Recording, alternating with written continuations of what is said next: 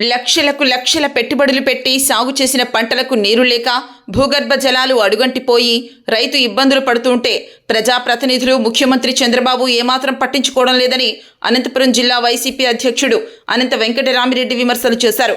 జిల్లా పార్టీ కార్యాలయంలో ఆయన మీడియాతో మాట్లాడుతూ ఏపీలో రైతుల పరిస్థితి చాలా దారుణంగా ఉందన్నారు. ముఖ్యంగా అనంతపురం జిల్లాలో రైతులు లక్షల అప్పులు చేసి ఉద్యాన పంటల సాగు చేస్తున్నారన్నారు. హంద్రీనీవా కాలువకు లైనింగ్ వేయడంతో పాటు సరైన వర్షాలు లేక భూగర్భ జలాలు అడుగంటిపోయి పంటలన్నీ నిలువునా ఎండుతున్నాయన్నారు. 10 నుంచి 15 ఏళ్లుగా సొంత బిడ్డల్లాగా సాకిన పంటలు ఎండిపోతూ ఉంటే రైతులు కన్నీరు పెట్టుకుంటున్నారన్నారు. కానీ ముఖ్యమంత్రి చంద్రబాబుతో పాటు జిల్లాలో 3 మంత్రులు ఎమ్మెల్యేలకు ఇది పట్టడం లేదన్నారు. కలెక్టర్లతో ఏదో సమావేశం నిర్వహించి అంతా చేస్తున్నామన్నట్టుగా అభూత కల్పనలు చేస్తున్నారన్నారు. రైతుల పరిస్థితి గురించి ఇప్పటి వరకు ఒక్క సమావేశం కూడా నిర్వహించలేదన్నారు. కలెక్టర్ల సమావేశంలో కూడా దీనిపై ప్రస్తావించలేదన్నారు. వెంటనే రైతులందరినీ ఆదుకునేలా ప్రణాళికలు చేయాలన్నారు. గత ఏడాది తరహాలోనే ఎరువులు రైతులకు అందాల్సిన ఎరువులను పక్కదారి పట్టిస్తూ నాయకులు అధికారులు సొమ్ము చేసుకుంటున్నారని అనంత వెంకటరామిరెడ్డి విమర్శలు చేశారు. ఏ ప్రజాప్రతినిధి కూడా కనీసం వారి గురించి కానీ లేకుంటే ఆ గ్రామాలలో పోయి పరిస్థితి కూడా కనీసం చేసి ప్రభుత్వం దృష్టికి తీసుకొని పోయి ఏదో రకంగా రక్షక తడులు కావచ్చు లేకుంటే ట్రాక్టర్ల ద్వారా కూడా ఏమన్నా కూడా నీరు అనేది కూడా తోడి గతంలో ప్రభుత్వాలు చేసినట్టు అటువంటి ప్రయత్నాలు కూడా చేయలేదు.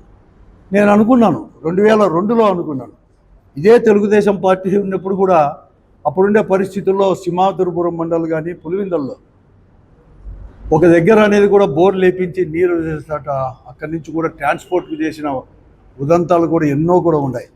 అలాగే రాజశేఖర రెడ్డి గారు ముఖ్యమంత్రిగా ఉన్నప్పుడు కానీ లేకపోతే ఇతర వాళ్ళు కూడా ముఖ్యమంత్రి కూడా రక్షక తడులు కూడా అందించాము. ఈ జిల్లాలోనే మేమంతా కూడా ప్రజాప్రతినిధులుగా ఉన్నాము ఆ రోజు. కానీ ఈరోజు అటువంటి పరిస్థితి ఎక్కడ కానీ కనిపించలేదు. కనీసం వారి గురించి కూడా ఆలోచన చేయలేని పరిస్థితి కూడా ఉంది. ఈ ఉద్యాన పంటల పరిస్థితి కాదు, కనీసం వీరు పండించిన దానికి కూడా వీరు ఏదైతే ఉన్నారో దానిలకు కూడా మార్కెట్లో కూడా ఎక్కడ కానీ మార్కెటే లేకోకుండా పోయి మొన్నటి వరకు కూడా రైతుల దగ్గర చీనాకాయలు ఉండేటప్పుడు మార్కెట్ అనేది కూడా లేదు. ఎందుకు తగ్గుతూ ఉందని చెప్పి ఆలోచన చేసే నాతుడే లేడు ఇక్కడ. ఒక ప్రజాప్రతినిధి కూడా లేదు ఈరోజు కూడా ఈ పరిస్థితి అనేది కూడా ఇక్కడంతా కూడా ఇలాగుంది. ఇది పోతే పోనీ ఇక్కడనే కానీ 2 ఖరీఫ్లు అయిపోయినాయి, 2 రబీలు అయిపోయినాయి. ఎందుకంటే ఇక్కడ అనేది కూడా ప్రకృతి చిన్న చూపు చూసింది. జిల్లా రైతుల పట్ల కూడా ఎంత కూడా వర్షం వచ్చేదంటే ఇన్ టైంలో రాకోకుండా ఒక తూరి ఎక్కువ రావడం, అకాలంలో రావడం, తర్వాత మంచి కాలంలో రాకోకుండా పోవడం, దానివల్ల వస్తే ఆ నష్టాన్ని గురించి గతంలో అయినా జగన్మోహన్ రెడ్డి గారు ముఖ్యమంత్రిగా ఉన్నా, రాజశేఖర రెడ్డి గారు ముఖ్యమంత్రి ఉన్నా ఎవరున్నా కూడా ఇన్పుట్ సబ్సిడీ అనేవారు ఇచ్చేవారు. ఇప్పుడు ఇన్పుట్ సబ్సిడీ నాకు తెలిసేంత వరకు 2 ఖరీఫులు కానీ 2 రబీలో కానీ ఎక్కడ కానీ ₹1 కూడా ఇంతవరకు ఇన్పుట్ సబ్సిడీ లేదు. జగన్మోహన్ రెడ్డి గారు ముఖ్యమంత్రిగా ఉన్నప్పుడు రైతాంగానికి మేలు చేయాలని చెప్పేసి ఉచిత బీమా ప్రవేశపెడితే ఈ ప్రభుత్వం వచ్చిన తర్వాత ఉచిత బీమా తిలోదారులు ఇచ్చేసి ఇప్పుడు కనీసం ఇన్సూరెన్స్ కూడా ఎక్కడ రాలేదు. ఇంత పెద్ద ఎత్తున నష్టపోతుంటే ఈ జిల్లాలో రైతులకు ఇన్సూరెన్స్ లేదు, ఇన్పుట్ సబ్సిడీ లేదు, ఏది కానీ పరిస్థితి అనేది కూడా లేకోకుండా కూడా ఉంది. లాస్ట్ ఇయర్ రాలేదు, ఈ సంవత్సరం కూడా రాలేదు. ఇంత జరుగుతానే ఒక్క ప్రజాప్రతినిధి 3 మంత్రులు ఉన్నారు. నాకు తెలిసేంతవరకు చాలా అరుదు.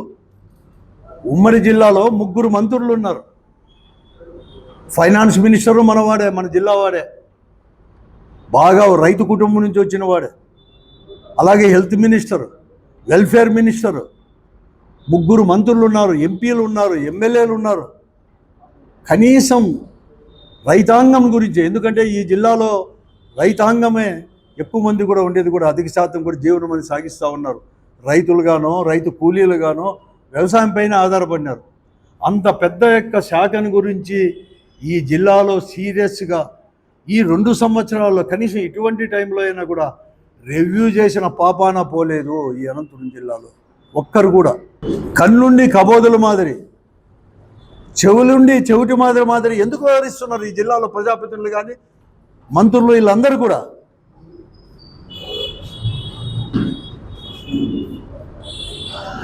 కొంతమంది అసలు 2 ఏళ్ళైంది ఈ సంవత్సరం వచ్చేసి దాదాపుగా కూడా ఈ 2 సంవత్సరాల్లో ఈ కూటమి ప్రభుత్వం వచ్చిన తర్వాత దాదాపుగా కరోనా నుంచి ఈ జిల్లాలో ఎక్కడికైనా వలసలు లేవు.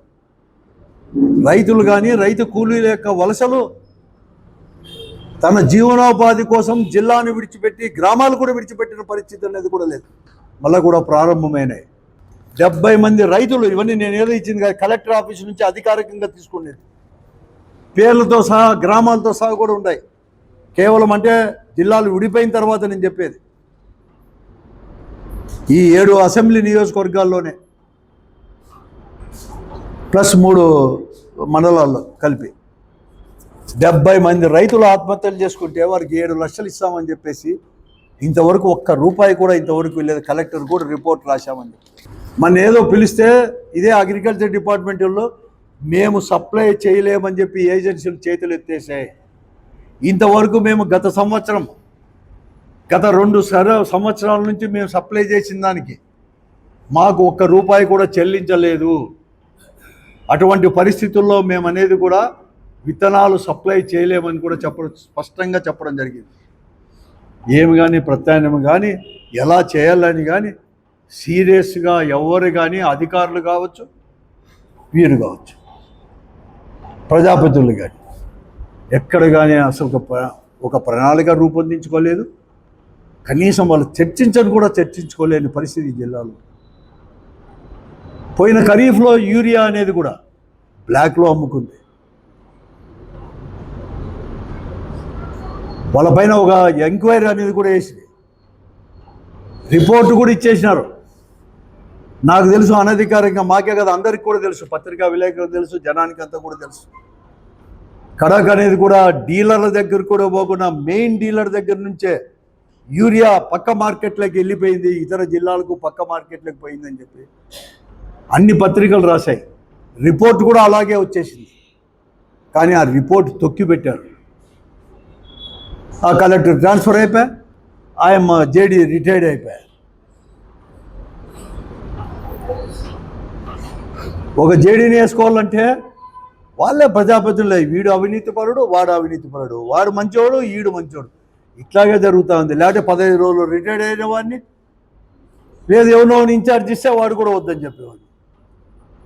అసలు ఎంత అగమ్య గోచరంగా ఉంది అసలు జిల్లా పరిపాలన. అసలు అధికారుల యొక్క ఒత్తాసు లేకపోతే, అగ్రికల్చర్ డిపార్ట్మెంట్ యొక్క ఒత్తాసు లేకపోతే, వారికి ప్రజాప్రతినిధుల ఒత్తాసు లేకపోతే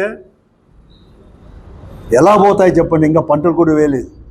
చూపిమని చెప్పి నేను ఎప్పుడు చెప్తాను ఎంత వచ్చింది ఈ జిల్లాకి యూరియా, ఏ సేవా కేంద్రాల్లో కానీ ఎక్కడెక్కడ ఎంత నిల్వ ఉంది. ఒక కమిటీ వేసుకోమను మీరే, వాళ్ళే కావాలంటే మేము కూడా రాము, కావాలంటే పత్రికా విలేకరులను పిలుచుకోమని చెప్పండి, చూపించండి. ఫుడ్ సబ్సిడీ ఇవ్వండి, రిలీజ్ చేయండి, అలాగే ఇన్సూరెన్స్ కూడా ఇవ్వండి, అందరికి ఇవ్వండి.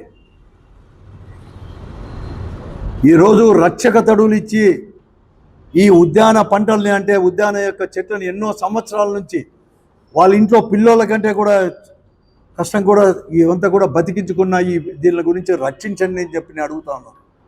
ఈ జిల్లాలో ఉన్న వాళ్ళు వెంటనే కూడా చేయండి. రాజకీయాలు మళ్ళా చేసుకుందరు, మీ ఆదాయాలు, మీ వ్యాపారాలు, మీ రాజకీయాలు మీ అన్నీ చేసుకుందరు. మీరు కేవలం ఏదో వైఎస్ఆర్ కాంగ్రెస్ పార్టీ ప్రభుత్వాన్నో, లేకపోతే జగన్మోహన్ రెడ్డినో, లేకపోతే మా ఇట్లా వాళ్ళు ఏదని కానీ అడిగితే, ఇవన్నీ అడిగితే మమ్మల్ని విమర్శించేదో, ఇంకా మీకు సిగ్గు కనిపించలేదా అని అడుగుతూ ఉన్నాను. ఈ జిల్లాలో ఇంకా మమ్మల్ని వైఎస్ఆర్ కాంగ్రెస్ పార్టీని విమర్శించడానికి 2 సంవత్సరాలు అయింది. ఇంకా ఉండేది కూడా 3 సంవత్సరాలు కూడా ఉండరు. 2.5 సంవత్సరం వస్తే మళ్ళీ ఎన్నికలే, సగం కాలం అయిపోతుంది. ఇంకా కూడా మీరు గతాన్ని గురించి చేస్తారా? మీకు బాధ్యత ఉంది. ఇంకా గతంలో జరగలేదు, గతంలో ఇవన్నీ జరగలేదు అని చెప్పేసి ఇప్పుడు ఏం చేస్తారో చెప్పండి. మీకు నిజంగా కూడా మీకు ధైర్యం ఉంటే చెప్పండి, బహిరంగ చెప్పండి.